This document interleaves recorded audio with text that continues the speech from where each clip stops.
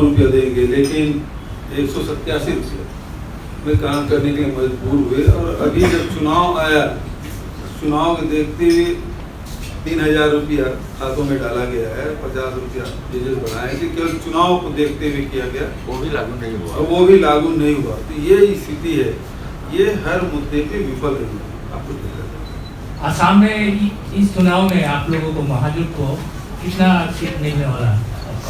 देखिए, छत्तीसगढ़ में अमित शाह जी गए थे और उन्होंने 65+ की बात की, हमारे 90 सीट है। तो मैंने पत्रकारों से यही कहा था कि वो जो कह रहे हैं अमित शाह जी, वो हमारे लिए है। और उस समय 68 सीट हम लोग जीते और उपचुनाव करके 70 सीट। अभी अमित शाह जी यहाँ आके बोले हैं 100+। तो ये जो महागठबंधन है वो 100+ सीट। और कोई सवाल? Thank you.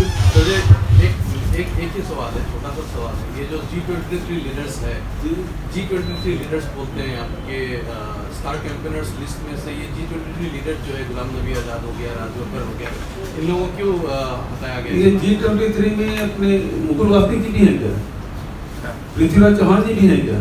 फिर ये इन लोगों क्यों हटाया? नहीं, मैं पूछ रहा हूँ, ये दोनों भी हैं।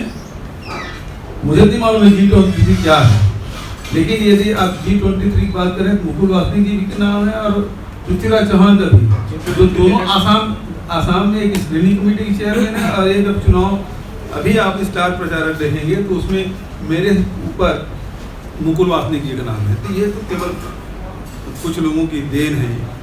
बताइए, उनमें से कुछ लोगों को हटाया गया, ये पूछा था। G23 लीडर्स में से कुछ लोगों को 30 लोगों की स्टार प्रचारक बनाना है, सबको कैसे बना रहे हैं? आसाम के लिए, और आसाम के लिए बनाया गया है, तो आसाम के स्थानीय नेताओं को नहीं देंगे किसान। तो 30 लोगों की स्टार प्रचारक है, 23 लोगों को उसमें रख देंगे, तो बचत कहाँ जाएगा? स्थानीय लोगों को मौका दोगे कि नहीं दोगे? और हर प्रदेश के लिए अलग अलग बनाया गया। केरल के लिए अलग है, तमिलनाडु के लिए अलग है, पश्चिम बंगाल के लिए अलग है, पांडिचेरी के लिए अलग है, आसाम के लिए सभी जगह सब नाम कॉमन है। राष्ट्रीय अध्यक्ष और वहाँ कुछ प्रियंका जी, राहुल जी की छोड़ के सारे अलग अलग जगह अलग अलग नाम। Thank you. आप सब नाश्ता में आमंत्रित हैं,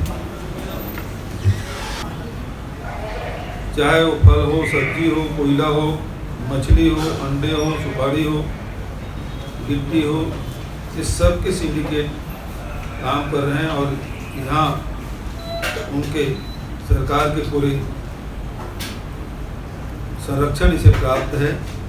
गोवंश की तस्करी भी सिंडिकेट के रूप में चलाया जा रहा है।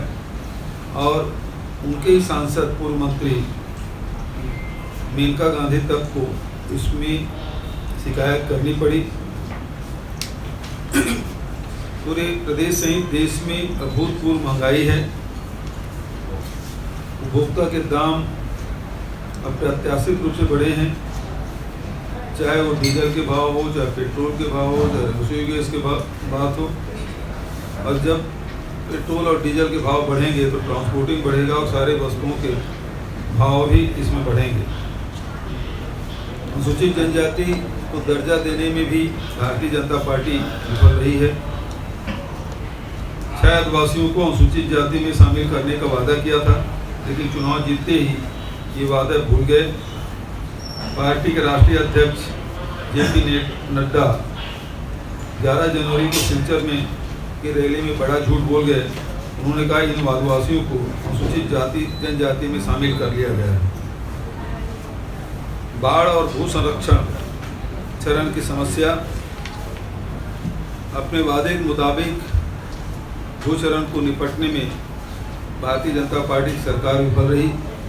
इसे राष्ट्रीय आपदा घोषित करने की बात इन्होंने कही थी, लेकिन इस साल जब बाढ़ आया तो एक ढेले की भी काम नहीं किया, न सहयोग किया है।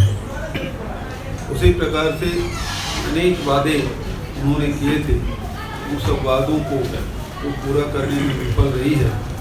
चाहे वो ब्रह्मपुत्र के दोनों किनारे एक्सप्रेस हाईवे बनाने की बात कही थी, और डॉक्यूमेंट जो विजन डॉक्यूमेंट है उसमें उन्होंने कहा था किसानों के धान को समर्थन मूल्य में खरीदेंगे, जबकि पूरे असम में केवल 1% किसान के ही अनाज को समर्थन मूल्य में खरीदा गया। और उसी प्रकार से 3 कार्निक कानून उन्होंने लागू कर दिए हैं। तो किसानों की कमर तोड़ने का काम इस सरकार ने किया है। तो ये हमारे कुछ प्रमुख बिंदु हैं जिसके बारे में मैंने आपसे बात की।